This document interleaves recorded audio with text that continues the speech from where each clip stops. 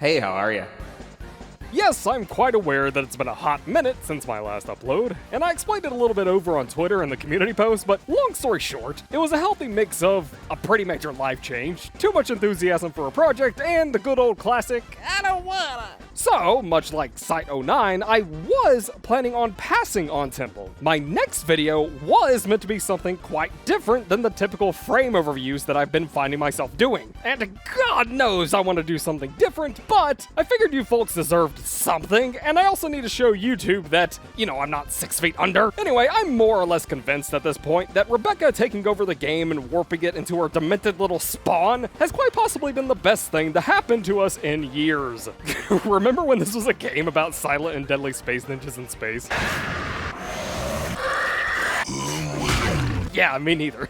And now we have Ziggy fucking Stardust in the game, Temple, our newest eardrum-shattering frame, taking their place firmly in the We Make Banshee Feel Like She Has Imposter Syndrome club. So, due to my absence, I didn't actually follow very much of the latest updates that were coming out for 1999 at the time.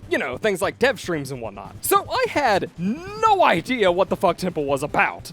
Besides the fact that there's a talking goddamn guitar. And because DE decided to do a massive change to all exalted weapons to the point where I saw a clip of Gara hitting negative billions, I'm no longer sure what ruler of measurement I should be using when deciding if a frame is good or not anymore. So, fuck it. I've not cared about Warframe's meta in like 7 years, so why am I gonna bother starting now? Listen, Temple is fun.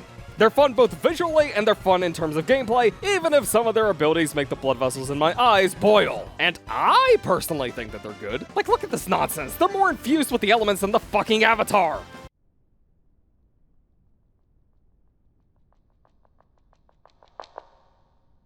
You like passives, don't you?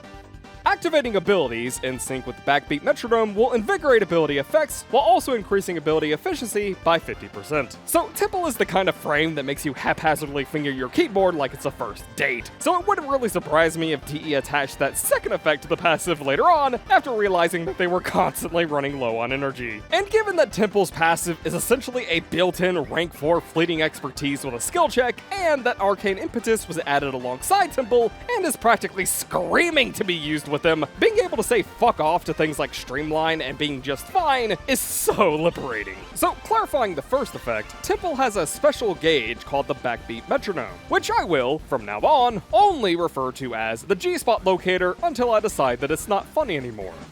The backbeat metronome appears as, well, a metronome. And whenever Temple activates an ability, if the needle happens to be over the center of the metronome, the power becomes enhanced in certain ways, and these enchantments differ from ability to ability. And Temple kind of revolves around the metronome mechanic, which leads to one of my first gripes. See, I know that most of us know playing Warframe with eyeballs is essentially optional at this point. They could put a blind friendly tag on this game's Steam page, and I honestly don't think anyone would care. But it is still nice to see what I'm doing. Unfortunately, the metronome, in my opinion, isn't designed in a way that's friendly to peripheral vision, aka being able to see it around the edges of your vision. It's mostly gray, and the only indication that the needle is actively over the center is this tiny little flare icon that lights up in the center of the needle, which is very easily lost in the chaos of, well, literally anything! It would help if the metronome was something other than Toontown Cog Gray, and if the flare icon was a bit more noticeable out of the corner of your eye. Now, luckily, there is an audio indicator that plays to give an idea of where the needle is.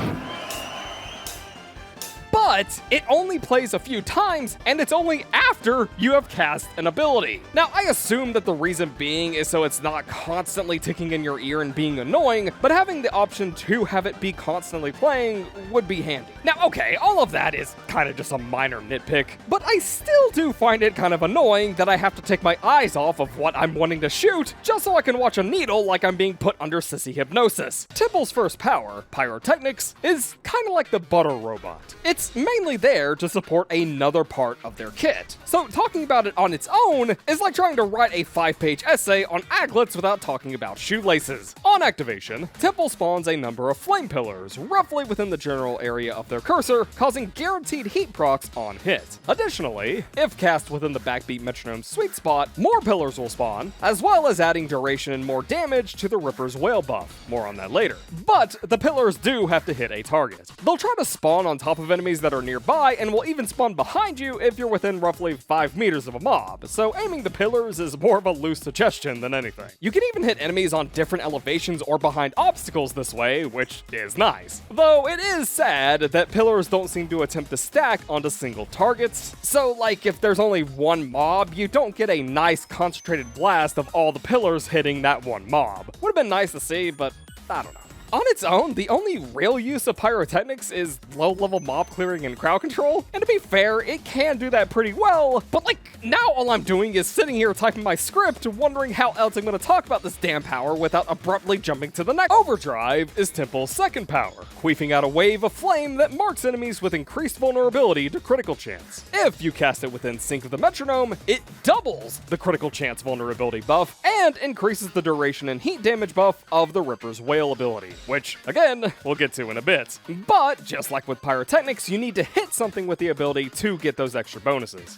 Funny how Overdrive, in my opinion, is kind of just a cooler pyrotechnics. Like, they're damn similar abilities. Both are cone-shaped AoEs that deal fire damage that boost Temple's third power. The only difference is that Overdrive actually has a neat effect besides namely, a lovely, chunky crit boost. Easily capable of bringing orange crit tools into red crit territory thanks to the additive application of the buff. It does suck that it's specifically a debuff on the enemy rather than a buff to Temple themselves, so it's a bit more finicky than other crit buffing options out there, you know, needing to hit mobs with the wave constantly and over, but it does kind of make sense for a frame who's clearly meant to wear down the switches in your keyboard. I won't sit here and tell you that it's the best tool in its class, and that seems to be Temple in a nutshell. What they do is solid enough, but they don't have the same type of surface level absurd power that frames like the new Atlas or Site 09 show. But like, I'm not complaining because I'm a relic of a man at this point with bigger worries. Like, why don't I have the Ceto Prime yet? Temple's third power, Ripper's Whale, is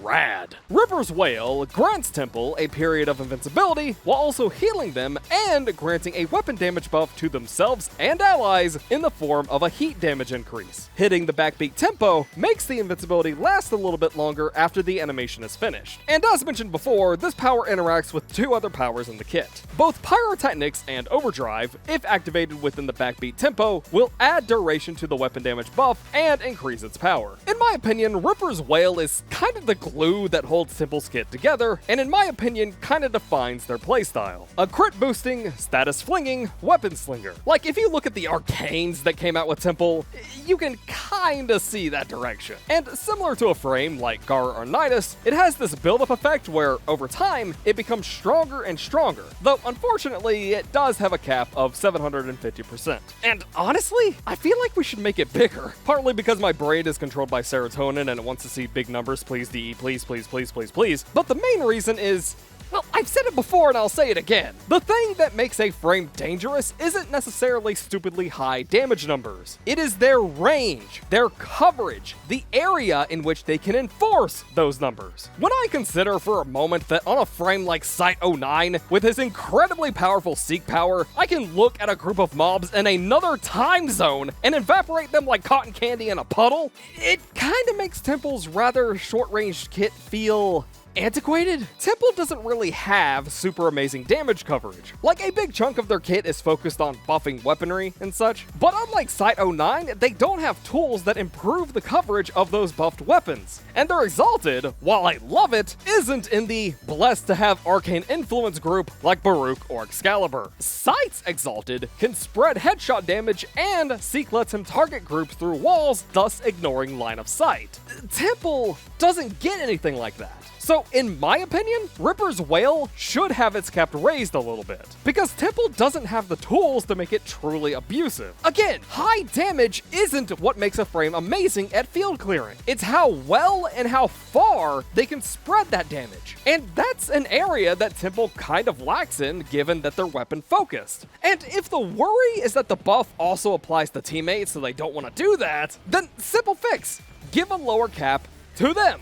But Temple's part of the buff, I think, could do with a boost, if only to help them carve out a bigger niche for themselves. And finally, Exalted Solo is Temple's final ability, taking the form of the flame-spewing guitar, Lizzy, with a secondary mode that unlocks the almighty LGBT strings. And if you summon her in the backbeat sweet spot, the energy cost is 0. The weapon does not draw from your energy pool, but rather this meter. And the meter fills up whenever you land other abilities within the backbeat, and it serves as ammo for the guitar. Functionally, Exalted Solo is basically a flamethrower with an alt fire. If you don't aim down sights, it vomits out a torrent of fire like you would expect from something like an Ignis. But if you do aim, you can then use the ability buttons to shoot out shockwave projectiles. Each button is a fun, quirky color, and if you cast it within the backbeat, you get guaranteed multi-procs of that element. Because for some reason, I guess every frame is just Lavos nowadays. Specifically, you get 3 guaranteed procs of the Shockwaves element on top of whatever additional procs you may get from the weapon status chance. Now, interesting thing about these procs, because they do take Lizzy's mods into account like you would expect, but here's the quirk. You also still get the base status proc of the projectile. So for example, let's say that you throw a Toxin mod on Lizzy and then shoot the ice projectile.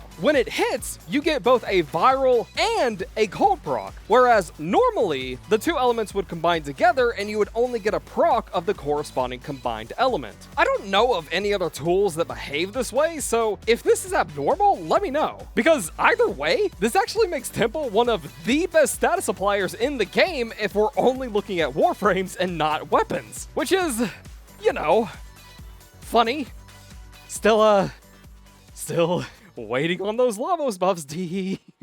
This makes Lavos a fantastic user of the new Impetus Arcane, and given what their passive does combined with said Arcane, they can pretty comfortably run around with negative efficiency as long as you're rocking something like Equilibrium and a decent sense of rhythm. Because yeah, if you can't hit that backbeat consistently, you're gonna be eating a lot of energy. I do have to say though, Lizzy could really do with some QOL in regards to switching between aim mode and hit mode. Because if you didn't know, let's say that you're aiming, right? Well, when you jump, it will automatically cancel your aim. Like even when you land back down on the ground, you still have to re-click your aim button. If you don't, you'll end up spamming your powers or, worst case, accidentally de-summon Lizzy. But oh, if you're aiming in the air and you land on the ground, then that's fine for some reason. Fuck you!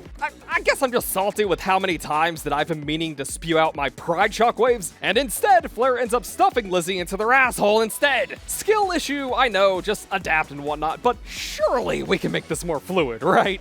Either way, Exalted Solo is more or less the reason to play this frame, in my opinion. It's a stupid fun and effective primary Exalted, and while yes, you won't be clearing rooms as fast as other frames, I've quickly learned that I just kind of don't give a shit anymore. I mostly played this game solo anyway. Besides, we needed more primary Exalted weapons. Like, it's wild to think how before Sight 09 came out, the only frame to have one was Ivara. Oh, and because it's a primary, and because it's so good at throwing out status effects, I'm gonna let you in on something. See, normally, I don't really discuss builds in these videos because, I mean, I'm a YouTuber. We don't really have the best track record with that sort of thing. Like, I'm just not good at making builds. But I'm gonna share this one with you.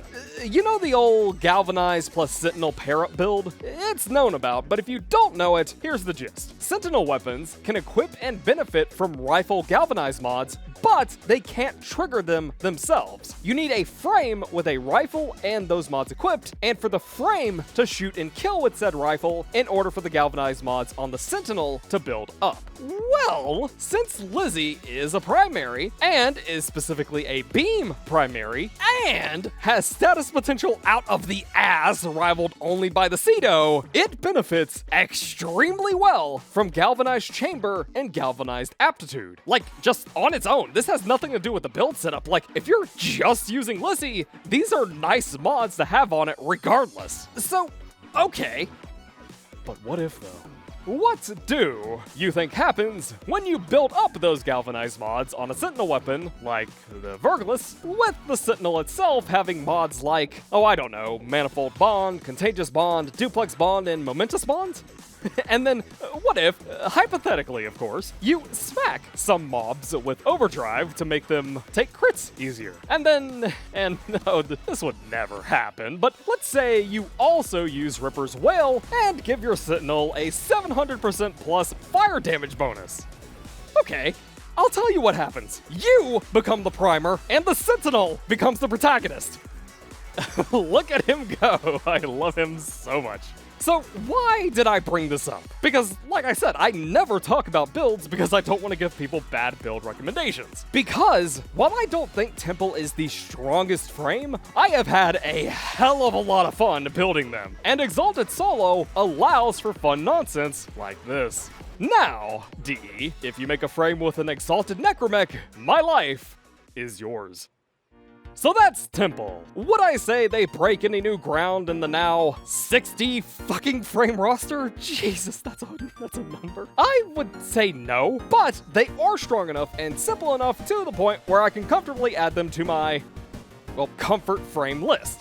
You know, the frames that you whip out to get through some nonsense without having to think too hard, even if they may not be the best of the best. Like, I took them through Temporal Archimedia without too much trouble, and their damage output is high enough to deal with most anything. So, that's more than good enough in my book. Oh, and also, their guitar threatened me on KIM, and that kind of made me hard, so bonus points. It could have done without the damn jump scare, though. Not a fan of jump scares. They just come out of nowhere, like when you're least expecting it.